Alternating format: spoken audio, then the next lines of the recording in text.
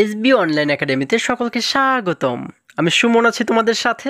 ছোট্ট বন্ধুরা, আজকে আমরা তৃতীয় শ্রেণীর 103 পৃষ্ঠার মধ্যে যে অঙ্কগুলো রয়েছে এগুলোকে সবচেয়ে সহজ নিয়মে কিভাবে করে সমাধান করা যায় এই বিষয়টি শিখব। চলো তাহলে শুরু করা যাক। বন্ধুরা, আমরা যদি 103 পৃষ্ঠার একদম উপরে লক্ষ্য করি, এখানে 2 নম্বরে বলা হয়েছে সমাধান করি। দেখো, আমরা কিন্তু এখানে অনেকগুলো অঙ্ক দেখতে পাচ্ছি এবং প্রতিটি অঙ্কে এক একটি করে কিন্তু আমরা খালি ঘর বা শূন্য স্থান কিন্তু আমরা দেখতে পাচ্ছি। এই খালি ঘরে সঠিক যে সংখ্যাটি বসবে সেটিকে বের করে কিন্তু এখানে আমাদের লিখে দিতে হবে। দেখো, আমরা যদি 1 নম্বর অঙ্কটি লক্ষ্য করি, এখানে বলা হয়েছে 5 টাকার 20টি নোট সমান ড্যাশ টাকা, অর্থাৎ 5 টাকার 20টি নোট মিলে কত টাকা হয় সেটি কিন্তু আমাদের এখানে বের করে লিখে দিতে হবে। আচ্ছা দেখো, আমরা জানি যে 5 টাকার 20টি নোট মিলে কিন্তু অনেক বেশি হয়ে যাবে, তাই না? আর যখন অনেক বেশি হয়, কয়েক গুণ হয়, তখন আমরা কি করি? আমরা কিন্তু তখন গুণ করে দেই। দেখো, আমরা এই ক্ষেত্রে কি করব? এই 5-এর সাথে 20কে গুণ করে দেব। যেহেতু 20টি নোট আছে, তার মানে কিন্তু 20 গুণ বেশি টাকা হবে, তাই না? এখন এই 5-এর সাথে 20কে যদি আমরা গুণ করে দিই, তাহলেই কিন্তু আমরা পেয়ে যাব যে এখানে মোট কত টাকা হবে। এখন দেখো, এই যে গুণগুলো, এই গুণগুলোকে আমরা খুবই সহজ নিয়মে কিন্তু আজকে সমাধান করা শিখব। আমরা একটা জিনিস দেখব যে সমস্ত সংখ্যাগুলোতে, যেমন এখানে আমরা 20 দেখতে পাচ্ছি, যে সংখ্যাগুলোতে একটি মাত্র পূর্ণ সংখ্যা থাকবে, যেমন এই যে 20 আমরা দেখতে পাচ্ছি, 20-এর মধ্যে 2 হচ্ছে কি? 2 একটি পূর্ণ সংখ্যা। তাহলে যে সংখ্যায় শুধুমাত্র একটি পূর্ণ সংখ্যা থাকবে এবং সাথে শুধুমাত্র শূন্য থাকবে, যেমন এখানে 20, এখানে কিন্তু একটি পূর্ণ সংখ্যা এবং একটি শূন্য রয়েছে। তারপরে 50-এ কিন্তু আমরা একটি পূর্ণ সংখ্যা দেখতে পাচ্ছি এবং একটি শূন্য দেখতে পাচ্ছি। তারপরে দেখো, 100-তে কিন্তু আমরা একটি পূর্ণ সংখ্যা দেখতে পাচ্ছি এবং 2টি শূন্য দেখতে পাচ্ছি।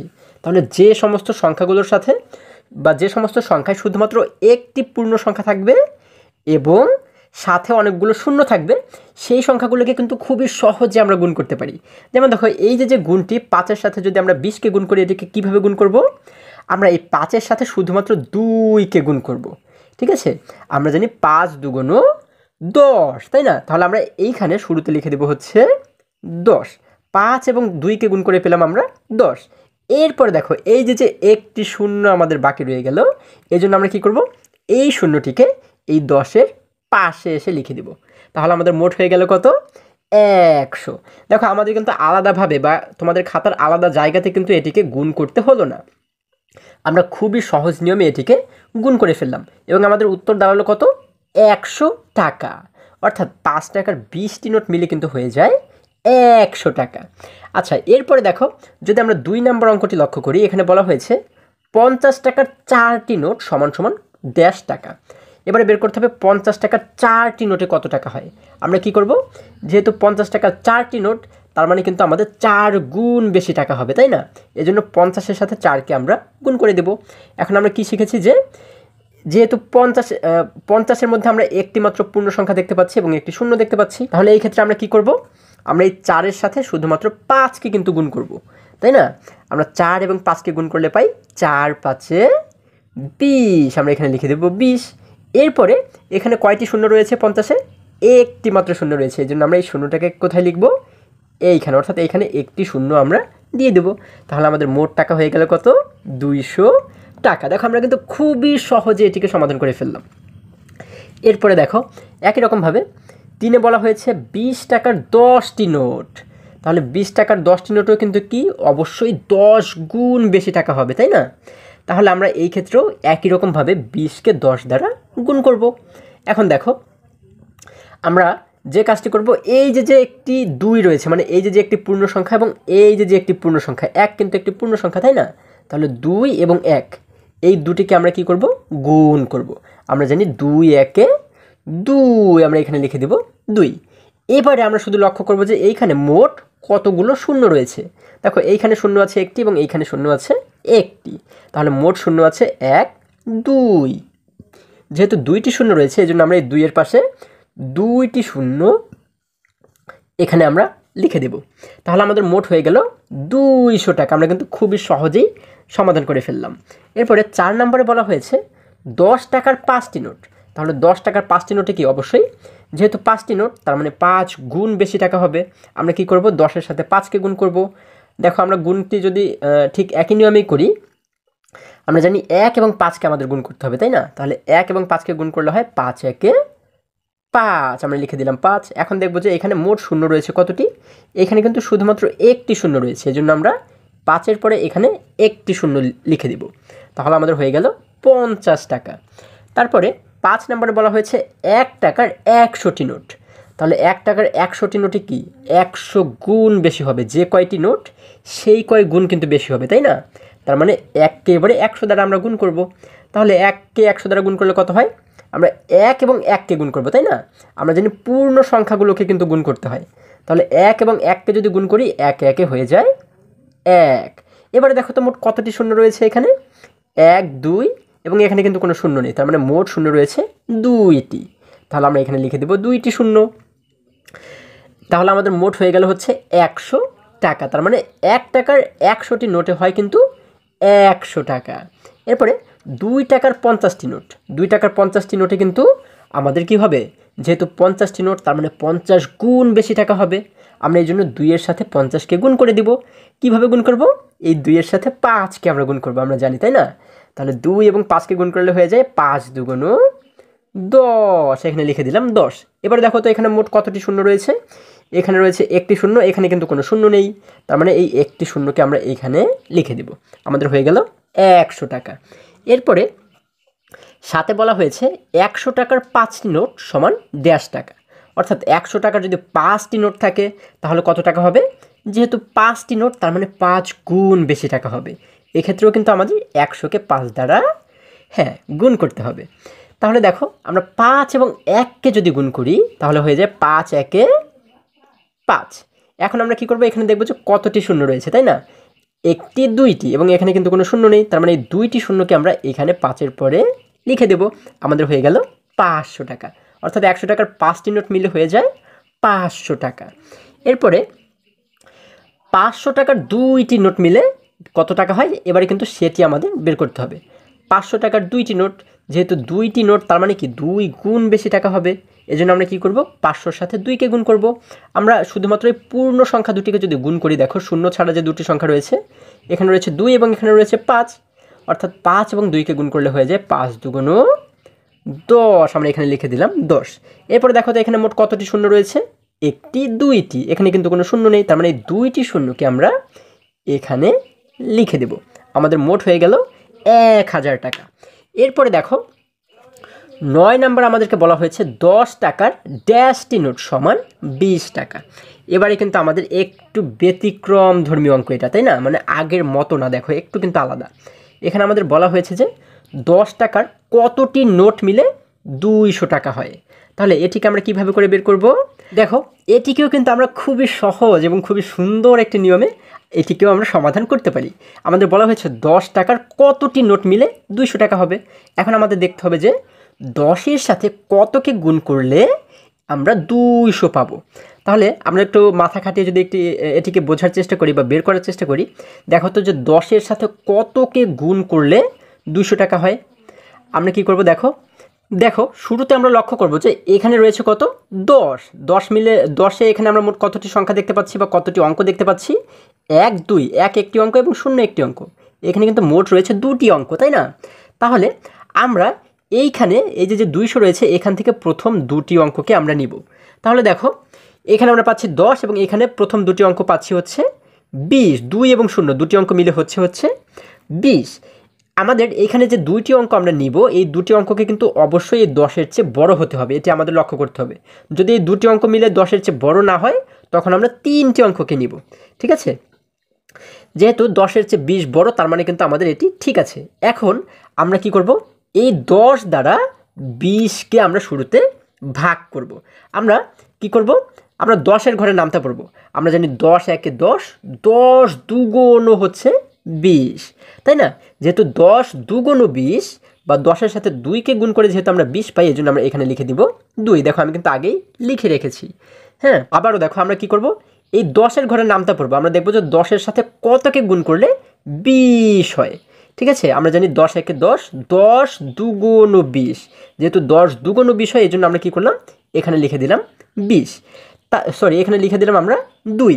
এখন দেখো আমাদের এই 200-র মধ্যে প্রথম যে দুটি অঙ্ক 2 এবং 0, এই দুটি অঙ্কের কাজ কিন্তু হয়ে গেল। এরপর আমাদের বাকি রইল কি, শুধুমাত্র একটি 0। এর শেষে কিন্তু একটি 0 আমাদের বাকি রয়ে গেল, তাই না?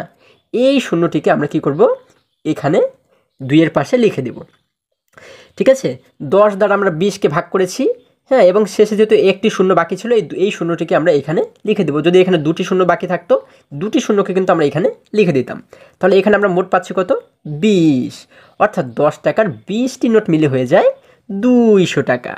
এরপরে দেখো একই রকমভাবে যদি আমরা 10 নাম্বারটিকে সমাধান করি, এখানে বলা হয়েছে 100 টাকার ড্যাশটি নোট সমান সমান 1000 টাকা, অর্থাৎ 100 টাকার কয়টি নোট মিলে 1000 টাকা হয়। তাহলে এটিকে আমরা কীভাবে বের করব? আমরা দেখব যে এই যে 100 আমরা দেখতে পাচ্ছি, 100-তে মোট কতটি অঙ্ক রয়েছে, 1 2 3টি অঙ্ক রয়েছে। তাহলে আমরা এখানে 3টি অঙ্ককে প্রথমে লক্ষ্য করব। এই দেখো এখানে 3টে অঙ্ক মিলে কত হয়ে গেল, 100, তাহলে 3টে অঙ্ক মিলে হয়ে গেল 100। তাহলে আমাদের দেখতে হবে কি এটির চেয়ে এই 100 বড় কিনা। হ্যাঁ, দেখো এখানেও 100 রয়েছে, এখানেও 100 রয়েছে, দুটিই কিন্তু সমান। সমান হলেও আমাদের সমস্যা নেই, বড় হলেও সমস্যা নেই, কিন্তু ছোট কিন্তু এই পাশের সংখ্যাটিকে কিন্তু ছোট বানানো যাবে না, তাই না? যেহেতু সমান আছে তার মানে আমরা এটিকে করতে পারবো। আচ্ছা, এখন 100কে কত দ্বারা গুণ করলে 100 হয়? আমরা জানি 100 1-এ 100, তাই না? তাহলে 100-র সাথে 1কে গুণ করে যেহেতু 100 পাই, এজন্য আমরা এখানে লিখে দিলাম 1, অর্থাৎ 100 1-এ 100, তাই না?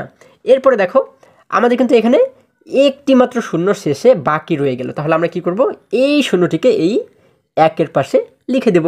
তাহলে আমাদের এখানে মোট কত হয়ে গেল, এখানে হয়ে গেল 10। তার মানে 100 টাকার 10টি নোট মিলে হয়ে যায় 1000 টাকা। দেখো খুবই সহজ কিন্তু। একই রকমভাবে 11 নম্বরে বলা হয়েছে 5 টাকার ড্যাশটি নোট সমান সমান 100 টাকা। আমাদেরকে বলা হয়েছে যে 5 টাকার কতটি নোট মিলে 100 টাকা হয়। তাহলে আমরা কি করব, এখানে 5 যেহেতু একটি মাত্র অঙ্ক, এজন্য আমরা কি করব, এখানে শুরুতে যে প্রথম একটি অঙ্ক রয়েছে এটিকে আমরা নিব। কিন্তু এখানে আমরা প্রথম অঙ্কটি দেখতে পাচ্ছি 1 কিন্তু 5-এর চেয়ে ছোট, কিন্তু আমরা জানি এখানে সংখ্যাটিকে অবশ্যই বড় হতে হয়, তাই না? যেহেতু একটি সংখ্যা নিলে ছোট হয়, এজন্য আমরা কি করব, দুটি সংখ্যাকে নিব। দুটি সংখ্যা নিলে বা দুটি অঙ্ককে নিলে কত হয়ে যায়, 1 এবং 10 মিলে হয়ে যায়, সরি 1 এবং 0 মিলে হয়ে যায় 10। তাহলে এখন কিন্তু 5-এর চেয়েও বড় হয়ে গেল।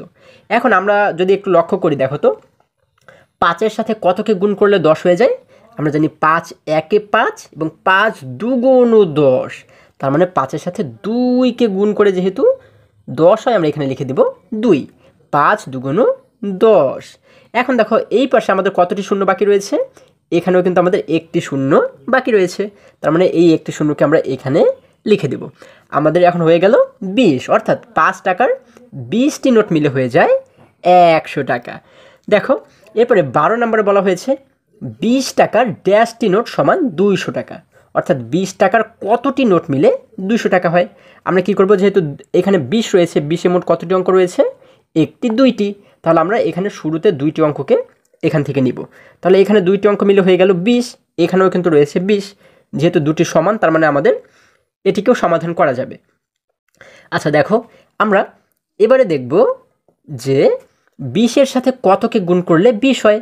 আমরা জানি 20 1-এ 20, তাই না? যেহেতু 20 1-এ 20 হয়, এজন্য আমরা এখানে লিখে দেব 1। আচ্ছা 20 1-এ 20। এখন এখানে আমাদের আর মোট কতটি শূন্য বাকি রয়ে গেল, একটি 0 কিন্তু বাকি রয়ে গেল। এই জন্য আমরা কি করব, এই শূন্যটিকে এখানে লিখে দেব। তাহলে আমাদের এখানে উত্তর হয়ে গেল 10, অর্থাৎ 20 টাকার 10টি নোট মিলে কিন্তু হয়ে যায় 200 টাকা। বন্ধুরা আমরা কিন্তু খুবই সহজ নিয়মে এই প্রতিটি অঙ্কই সমাধান করে ফেললাম। আশা করি সকলেই তোমরা বুঝতে পেরেছো। এরপরে যদি আরেকটু নিচে আমরা লক্ষ্য করি, এখানে 1 নম্বরে বলা হয়েছে হিসাব করি। দেখো আমরা কিন্তু এখানে অনেকগুলো পয়সা দেখতে পাচ্ছি এবং এই পয়সাগুলোকে কিন্তু দুটি ভাগে ভাগ করা হয়েছে, এই একটি ভাগ এবং এই একটি ভাগ। তাহলে আমরা একটু হিসাব করে দেখি তো যে এখানে মোট কতগুলো পয়সা রয়েছে। দেখো এখানে বলা হয়েছে এটি হচ্ছে 10 পয়সা, এটি হচ্ছে 5 পয়সা, এটিও 5 পয়সা, এবং এখানে এটি হচ্ছে 25 পয়সা এবং এটি হচ্ছে 25 পয়সা। তাহলে আমাদের বের করতে হবে যে এই সবগুলো পয়সা মিলে একত্রে বা মোট কতগুলো পয়সা হয় বা কত টাকা হয়, এখানে কিন্তু সেটিকে আমাদের লিখে দিতে হবে। আমরা যদি প্রথমে এই যে ভাগটি রয়েছে, এই ভাগের পয়সাগুলোকে যদি আমরা হিসেব করি, দেখো এখানে রয়েছে 10 পয়সা এবং 5 পয়সা 5 পয়সা। তাহলে 10 পয়সার সাথে 5 পয়সা মিলে হয়ে গেল 15 পয়সা, 15 পয়সার সাথে আরও 5 পয়সা মিলে হয়ে গেল 20 পয়সা। আমরা এখানে লিখে দিলাম 20। তাহলে আমরা এখান থেকে পাচ্ছি হচ্ছে 20। এরপরে দেখো এখানে আমরা পাচ্ছি 25 পয়সা এবং এখানেও রয়েছে 25 পয়সা। তাহলে 25 এবং 25 মিলে হয়ে গেল 50 পয়সা, তাই না? আমি এখানে লিখে দিচ্ছি 50 পয়সা। তাহলে এখানে আমরা পাচ্ছি 20 পয়সা এবং এখানে পাচ্ছি 50 পয়সা। তাহলে আমাদের মোট মিলে হয়ে গেল কত টাকা বা কত পয়সা? আমরা এবারে কি করব, এই দুটিকে যোগ করে দিব, তাই না? আমরা জানি 20 এবং 50কে যোগ করলে হয়ে যায় 70, তাই না? আমরা এখানে লিখে দেব 70 পয়সা, 70 পয়সা। তারপরে দেখো যদি আরেকটু নিচে আমরা লক্ষ্য করি, এখানে আমরা কিন্তু একটি ছেলে শিশুকে দেখতে পাচ্ছি। সে বলেছে আমরা যোগের মতো হিসাব করব। দেখো আমি যেভাবে করেছি তোমরা কিন্তু সেইভাবেও করতে পারো। আবার তোমরা কিন্তু চাইলে যোগের মতো মানে এই প্রতিটি পয়সাকে আলাদা আলাদাভাবে কিন্তু যোগ করতে পারো। যেমন শুরুতে যেহেতু 10 পয়সা রয়েছে, তারপরে 5, তারপরে 5, আমরা এই জন্য কী লিখেছি 10 যোগ 5 যোগ 5 যোগ 25 যোগ 25, মানে এই দুটি 25কেও কিন্তু এখানে একবারে যোগ করেছি। যোগ করার পরে আমাদের মোট হয়েছে কত? 70 পয়সা। এখানে লেখা আছে, এখানে কিন্তু লেখা রয়েছে দেখো মোট 70 পয়সা। তারপরে যদি আমরা আরেকটু নিচে লক্ষ্য করি, এখানে আমরা দেখতে পাচ্ছি এখানেও কিন্তু অনেকগুলো পয়সা রয়েছে এবং এই পয়সাগুলোকে একটি ভাগ, দুইটি ভাগ, তিনটি ভাগে ভাগ করা হয়েছে। তাহলে আমরা এখানে দেখতে পাচ্ছি এখানে রয়েছে মোট কত পয়সা? 10 পয়সা। তাহলে আমরা এই জন্য দেখো এই নিচেও কিন্তু আমরা এই অঙ্কটির সমাধান দেখতে পাচ্ছি। এই 10 পয়সাকে এই জন্য আমরা শুরুতে লিখেছি, তারপরে এই 25 পয়সাকে আমরা যোগ করেছি, তারপরে যোগ করে লিখেছি 25 পয়সাকে। এই দেখো এই 25 পয়সা কিন্তু এই যে লিখেছি, তারপরে যোগ দিয়ে এই যে 50 পয়সা রয়েছে এই 50 পয়সাকে কিন্তু আমরা এখানে লিখে দিয়েছি। তাহলে যখন আমরা এই চারটিকে যখন আমরা যোগ করলাম তখন আমাদের কত হয়ে গেল? আমরা দেখো যদি যোগটিকে করি, আমরা জানি যোগের ক্ষেত্রে শেষে যে সংখ্যাগুলো থাকে এগুলোকে কিন্তু শুরুতেই যোগ করতে হয়। তাহলে এখানে শেষে রয়েছে 0, 0 সাথে আমরা যোগ করব 5, যেহেতু এখানে শেষে রয়েছে 5, তাহলে 0 এবং 5 মিলে হয়ে গেল 5, 5-এর সাথে এই 5 মিলে হয়ে গেল 10 এবং 10-এর সাথে এই 0 মিলে কিন্তু 10ই রয়ে গেল। তাহলে আমরা কী করলাম, 10-এর 0কেই শেষে লিখে দিলাম এবং আমাদের হাতের থেকে গেল 1। দেখো আমরা যেহেতু যোগ করে 10 পেয়েছি, 10-এর এই 0কে লিখেছি হচ্ছে এইখানে এবং এই 1কে আমরা হাতে রেখে দিয়েছি। এটিকে আমরা পরে যোগ করব, তাই না? এখন দেখো এবারে যদি আমরা বাকি সংখ্যাগুলোকে যোগ করি, এখানে রয়েছে 5, 5-এর সাথে 2কে গুণ করলে হয়ে যায় 7, 7 এবং এই 2 মিলে হয়ে যায় 9, 9-এর সাথে এই 1 মিলে হয়ে যায় 10 এবং এই 10-এর সাথে যদি হাতের এই 1কে আমরা যোগ করে দিই তাহলে 10 এবং হাতের 1 মিলে হয়ে গেল 11। দেখো এখানে কিন্তু আমরা 11 লিখে দিয়েছি। তাহলে আমাদের মোট হলো হচ্ছে 110 পয়সা, তাই না? এখন এই যে 110 পয়সা আমরা পেয়েছি, আমরা এটিকে কি 110 পয়সাই বলবো? না বন্ধুরা, আমরা কিন্তু 110 পয়সা বলবো না। কারণ হচ্ছে আমরা জানি, এই দেখো এখানে যদি আমরা লক্ষ্য করি, এখানে বলা হয়েছে 100 পয়সা মিলে কিন্তু 1 টাকা হয়ে যায়, কারণ 100 পয়সা সমান সমান হচ্ছে 1 টাকা, তাই না? তাহলে এইখানে যে 110 পয়সা আমরা পেয়েছি, এখান থেকে যদি আমরা 100 পয়সাকে নেই তাহলে সেই 100 পয়সা মিলে হয়ে গেল 1 টাকা এবং 1 টাকা বানানোর পরে এখানে আর কত পয়সা বাকি রইল? যেহেতু 100 পয়সা আমরা নিয়ে নিয়েছি তাহলে আর কিন্তু 10 পয়সা এখানে বাকি রইল। তাহলে এটিকে আমরা কি বলতে পারি? 1 টাকা 10 পয়সা। দেখো এখানে যে খালি ঘরটি আমরা দেখতে পাচ্ছি এখানে লিখে দেব 1 টাকা এবং কি লিখব 10 পয়সা, 1 টাকা 10 পয়সা। তাহলে দেখো এই কথাটি কিন্তু আমাদের নিচে বলা হয়েছে মোট 1 টাকা 10 পয়সা। বন্ধুরা আশা করি এই পৃষ্ঠার প্রতিটি অঙ্ক তোমরা খুবই সহজে এবং খুবই মজায় আজকে শিখতে পেরেছো। আজকে আমাদের এই পর্যন্তই, আবারও দেখা হবে পরবর্তী ভিডিওতে। আর হ্যাঁ, তোমরা যদি আমার চ্যানেলে নতুন হয়ে থাকো তাহলে অবশ্যই এখনই চ্যানেলটি সাবস্ক্রাইব করে পাশে থাকো, যেন আমার যে কোনো ভিডিও আপলোড করার সাথে সাথে খুবই সহজে তোমরা সেটিকে পেতে পারো। সকলে ভালো থাকো, সুস্থ সবল থাকো, এই কামনা করে শেষ করছি। ধন্যবাদ সকলকে।